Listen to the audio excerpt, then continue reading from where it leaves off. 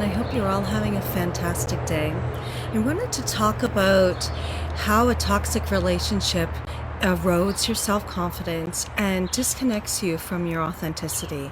And here's the thing, most of us are in a relationship that often triggers things that happened to us earlier in life. And so a lot of times we're not just reacting to the relationship that we're in the now, in the here. We're often having things triggered inside of us that go back to our childhood. So very few people, when looking back at their childhood, can say that their parents met their needs 100% of the time, that they were loved unconditionally, and that they grew up with a really strong sense of themselves and their resilience and their connectivity to their parents. I think a lot of people would say that that wasn't their upbringing, at least not to the extent that we now know that human beings and children need in order to really fully grow into their fullest potential. So in the perfect setting, a child grows up knowing that they are deeply connected to their parents, that connection doesn't go away based on their behaviors and their feelings, and that they're free to express themselves, and that connection will still be strong. That's not always the case for most people. So what happens is that we get into relationships in adulthood, and when things come up in the relationship, it often will trigger those experiences that we had deep down inside of us, in our subconscious, that we need to do whatever we can to maintain connection, right? So that we've elevated this person in our lives and in our minds, in our hearts, as someone that we love. And we've been shown that in order to be loved, we often will have to put aside our own feelings, which, on the one hand is a component to being in a healthy relationship. There needs to be some selflessness.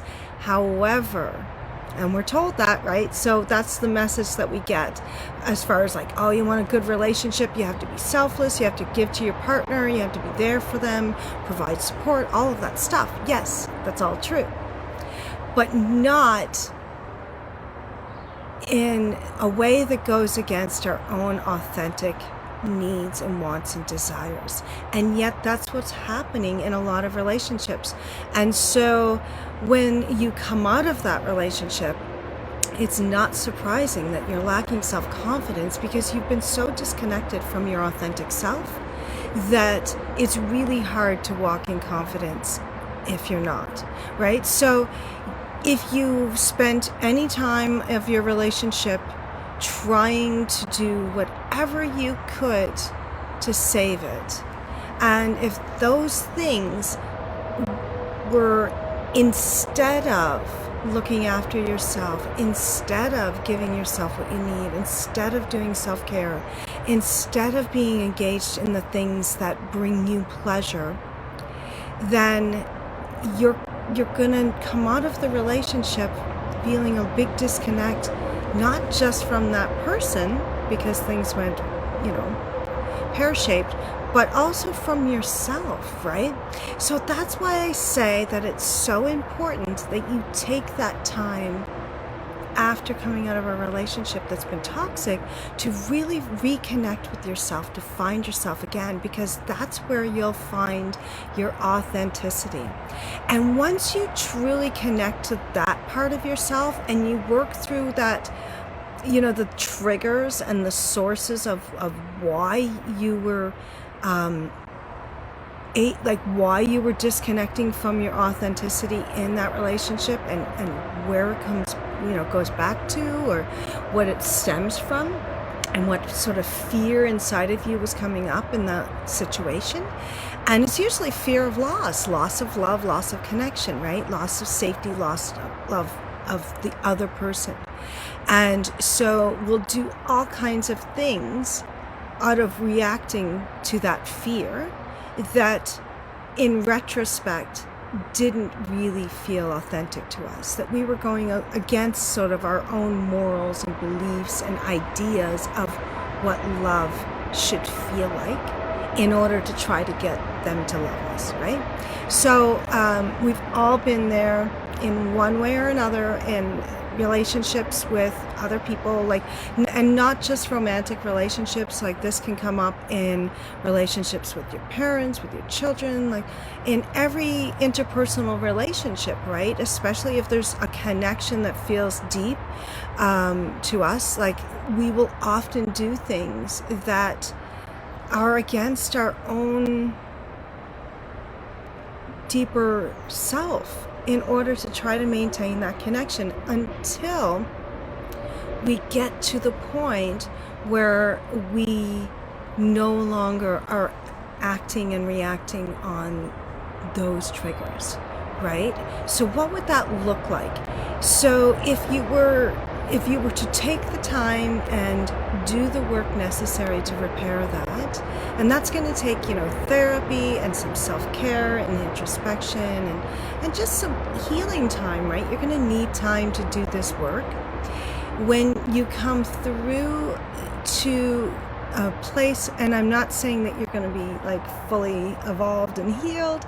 It's a journey. So, we're all on a journey of growth and evolution and healing. So it's probably a never-ending path, really.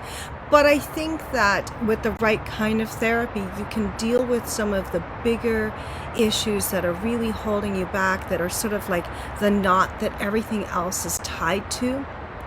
Because once you unravel those knots, all of those other things will often work themselves out. So the right kind of therapy can really set the tone and the stage for all of the other work to become much more easily done, right? So it doesn't have to take time in the sense that, I'm not saying be single for a year, be single for 2 years. I'm not putting a time frame on it, because time is relative. But what I'm saying is that the work needs to be done in order to get to that place inside of you where there's a deep knowing of who you are, what your needs are.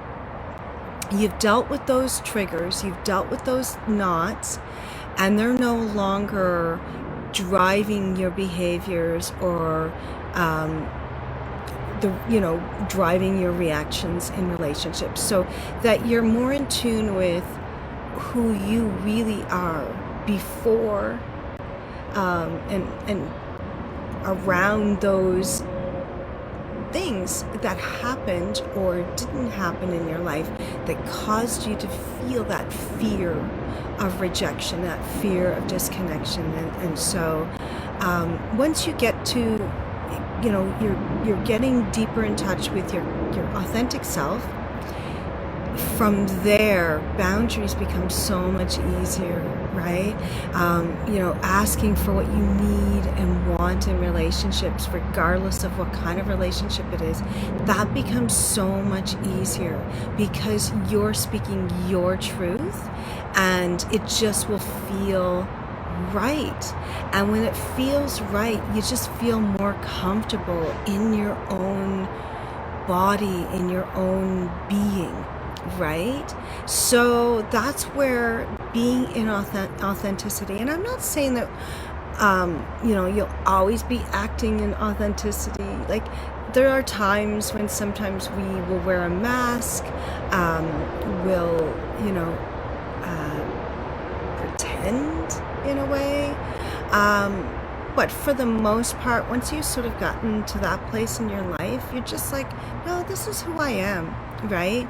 People can accept me for who I am on my conditions, and they can just honor me and respect my needs and desires, or not.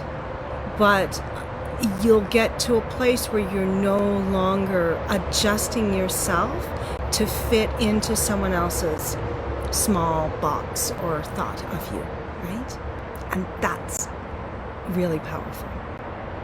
That's the place we want to be in, right? Because from there, an unconditional love is flowing through you, for you, and flows outward. And that's just beautiful.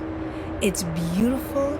It looks confident when other people see you. There's a glow about people who are really truly in love with themselves and who are really in tune with their authentic self. That's a glow and a beauty that I think is what a lot of people would maybe point to and say that they're self-confident, right? It's just another name for it. So I hope this helps. If you're struggling with those knots and you're trying to figure out how to get back to who you are and your authentic self, or maybe you've never really felt that connection to yourself and you've been kind of, going along and allowing other people to sort of shape you and dictate who you should be, and you feel that that's just not right anymore, and you're not willing to do that, but you need some help kind of reconnecting, then the right kind of therapy can really do that. And it usually can be done in 1 or 2 sessions. Like it's not something that needs to take years, because like I said, once you untie those bigger knots, and there might be a few of them, right? Like there might be a few knots, but once you unravel those sort of big ones, all the little ones, it's like a domino effect. They all just start to sort of crumble or become less important in your life, right? And less attached. So if you want to find out more about how the right kind of therapy can do that for you, please feel free to reach out to me. You can private message me.